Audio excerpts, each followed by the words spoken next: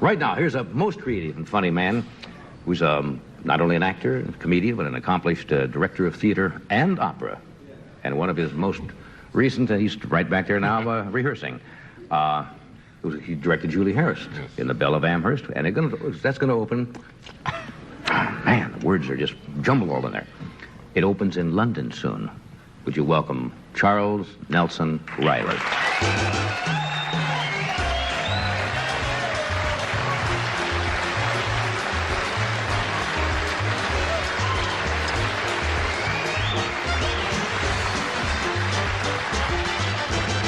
How are you? I'm fine, Charles. Nice to see you. Look Well, I don't do this dressed. often. No, you don't. You know what I mean? And my friend is here from New York who says when you walked out tonight, you're the finest dresser on television. Thank you. And you are too, but you know, Thank I mean, he always said, Right. you know. The tuxedo. So every once in a while, Dinner it's a jacket? brown tuxedo. It's a little cardboardy, but you know, for one guest appearance. I thought okay. maybe Can you they were see going. the diamond? Yeah. No, it's okay. It's silly, isn't it? No, it isn't. But everything's all right. How are you? I'm fine. I thought You maybe look you were. very rested. I feel good. Good, that's Feel wonderful. good. Did you see Miss Universe? Yes, beautiful. Isn't she pretty? Yeah, Janelle, lovely, beautiful. Yeah. I saw her at the beginning of the contest. She was like the 6th or 7th to first be on the screen. Did you I pick her figured. too? Yeah, we watched it work. Oh, come on. You didn't pick her too. Yeah, I thought so. I thought she would win. She said she hears that all the time now. Yeah, That it's everybody true. says, I picked you from the start. Very good. I used to know a Miss Universe. I still do. I mean, it's like the reign is over, but, you know, you still have her friend. You know, Yes. everything doesn't end for them after a No, year. that's right. That's right. But she is a wonderful, and I always after her to be an actress because she's the most beautiful woman I've ever met. You know. Can you mention the name? Well, it's Margie Wallace. She was a Miss Universe. And she's a wonderfully beautiful actress who's very talented. I've seen that young lady. She could go with Jim Connors for a Yes, while? yes. I mean, she didn't go with me. I was out with her with a crowd. You know, I don't want to, change my whole image to, get a speedboat and become a skier and everything all in 2 minutes. You know what I mean? Didn't she go with Jimmy Connors? I think so. Yeah, I thought She so. went with, well, I mean, that's why, you know what I mean? Now the whole thing's taken on another turn, but I'll keep going anyway with the story, you know? Oh, sure. Go on ahead. No, so we go out with her, and we're out with a crowd, and she is my favorite, most beautiful woman. Because she has the structure of Raquel Welch and the coloring of Doris Day, which is not so bad. No. And when you go out and you sit in a restaurant like 6 or 7 people in a party, and she's sitting over there, and people come and you introduce her, and then they turn, they go, they meet her, and they go, ah! That's what happens. You just don't go, can I pour your coffee? Would you like a cigarette? Or, hello. It's wow. It's, ah! And also she wears like sometimes little see-throughs, little things that, ah! And there's no warm-up to it. You just go right at it. And one of the other girls that was with us was very plain Jane. Oh, that's... Well, these things happen. And life is not easy. She's one of my best friends. That doesn't make her, not a nice person, but she used to have pock, I'll get out of this the best I can. She used to have pock marks that's a shame. Big hips and anyway, she used to be a mess. You know what I mean? But anyway, she saw this all night with what happens to a Miss Universe. And she walked to the car with me and she said, it must be terrible to be a Miss Universe. And I thought, well, for a few days, we could try it. It can't be so bad. But I mean, that she was happy that, she was relieved of all that. She didn't have to deal with all that. But that's my Miss Universe story. Well, that's interesting. Well, it's a 2. You know what I mean? 2 on a scale of 5 or something like that. What's new in your life? I'm doing a new play, which I found out today. Acting or directing? I'm directing a play. Right. It's easy to direct a play. To act is hard. You have to put socks or shoes, run up and down the stairs, and on the stage. And I sit in the back, and I go, very good to the others. Wonderful. Just punch that up a little. No, that's why I couldn't come to your golf tournament, because we had second act. I'm sorry. We were rewriting the second act, and I appreciate it. But it stars James Earl Jones, and today we found out that the second act and the whole play now is the way we want it to be. So we start rehearsal next week, and it's the life of Paul Robeson. Hey, and it will be a concert. It will be just wonderful. And so I'm looking forward to doing that. And he's such a good actor. He's a wonderful actor, lovely man, and we have a good time. It can be fun, the theater, and that's what I try to do when we put a play together. I would guess. I won't stay on your boat long because I bring that up all the time. The boat is fine. But I would imagine in this weather, that's where you must head. Yes, it's hot there too. Yeah. Yeah, but it's very funny. I'm never hot. I'm never sweaty or hot. I never will be hot again. No. I will never be hot. I sleep with a blanket. I don't have any air conditioning in my house. In fact, it's been 105. Don't notice it. I'm never hot because I'll explain why. I did 10 summers of outdoor theater in Kansas City and St. Louis. In the tents, you mean? Yeah. You know that theater's out there? No, outdoors, and it's very hot. Then you do like the Three Musketeers, and you do Naughty Marietta and Firefly, and you put on the velvet clothes, and you put on the boots, and the big woolen things, and the sashes, and the feathered and the plume hats. And it's so hot. And you get out there, you know, because it's 15,000 seats, and it's hot. So I never will be hot again. I get in a taxi in New York, it's 104, and the guy says, oh, it's so hot. And I said, did you ever play Three Musketeers in Kansas City? And chances are the taxi driver never did, you know, because you got him on that. I'll never be hot again. That's hot. What was that story you told once? And if you don't mind, because I forgot about. That's a funny story. You were working outdoors with a train? Yes. When you work outdoor concerts, whether you do a play or anything else, airplanes come over. Yes. Flies go around and fly in your ear, your mouth, or whatever, and you have to put up with that. Yeah. Well, the Starlight Theater has a zoo next to it, and then right next to the... Well, that does, you don't hear them. They go to sleep at 8 o'clock. Everyone is asleep there, so that's okay. Is that lights out at the zoo at 8? Yeah, 8-ish. Central Time, 9, East Coast. So anyway, the track goes right by the theater. The train, they can't move the train. They're going to build a theater. The track is at the Union Pacific or Southern Pacific, whatever the train is. So the track is there, and the train goes by at 10:09 every single night. 10:09, goes the train. Right in the middle of your... Yes, well, 10:09, if it's your part, if it's the monologue, you get it. You know what I mean? President Carter, woo. Right. Or if it's Miss Universe, where are you from? Woo, she gets it. But it's 1 week, you get the train at 10:09. Now, we open on a Monday, and we don't know who's going to get the train because we dress rehearse Saturday at midnight. See, outdoor theaters play 7 nights a week. So it's dark. Right. So it can be dark. So in order to have a dress rehearsal, you have to do it at midnight after the Saturday show. I understand. So you never know who's going to get the train till opening night. You could cheat a little bit? And... Well, you could go slow, but then, you know, the train is going to come. Yeah, right, I understand. You know what I mean? So we did the Naughty Marietta. God, it brings... So Naughty Marietta, I played a little part.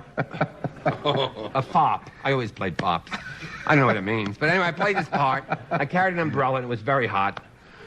And the girl that had the lead, who was a great singer, Rosemary Brancato, she was from Kansas City, so they interpolated in the middle of Firefly, or Naughty Marietta. They're all the same. You're right. Hat's a different color, that's all. That's right. Basic same plot. Same thing. And what happens is, it's true. They know. It's true. And then what happened was, she interpolated, that means put in an extra number, because she was from Kansas City, Je suis Titania. Well... Everyone wants to hear it in the heat. From Mignon. Just Sweet Titania. Just Sweet I am Titania. I understand. It's not that hard. You know, we don't need hard or anything. Just Sweet Titania. So she comes down and this breeze is blowing because it's 10:04. And she comes down the stairs with a hoop skirt she can't see, and she has a mask, you know, because it's the masked ball, the second act of Naughty Marietta, which everybody knows. And so I was then in the chorus, but I had lines like a mask, a domino. This is not allowed at the ball. You know, you change your voice because you were 15 and very had a high voice. But it's not good. So she comes down and she goes into Je suis Titania. And it goes, Je suis Titania. And in the middle of it, there's an unaccompanied coloratura section. And she's got the hoop skirt, the plumes, and she's getting through it. And just as she gets to the second part of it,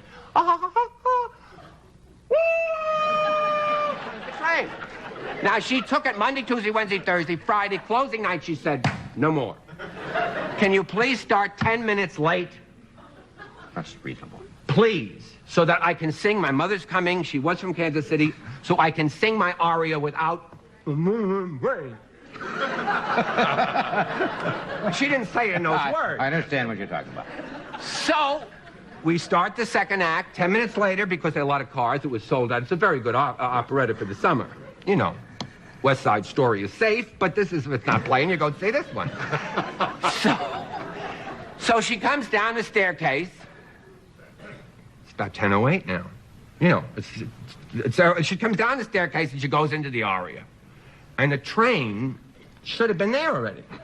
No train. No train, because we went in the mask of domino. Ain't a train due about now?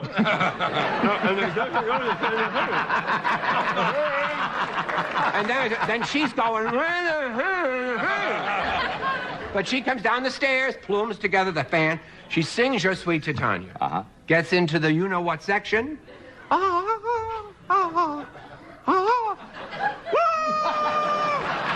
The train was 10 minutes late.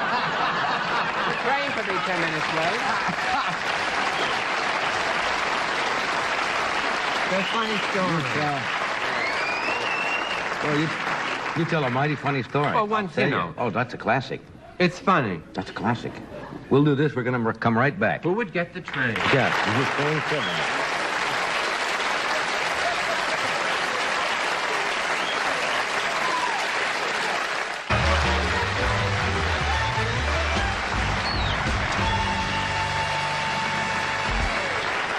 We are back. Tell your favorite theater story. Oh, my favorite story. Yeah, because that one about the... well, this is funny. It's Kay Francis. Remember Kay Francis? Sure. Yes. Kay Francis was a wonderful movie actress in the 40s, I guess, Right. late 30s. Mm-hmm.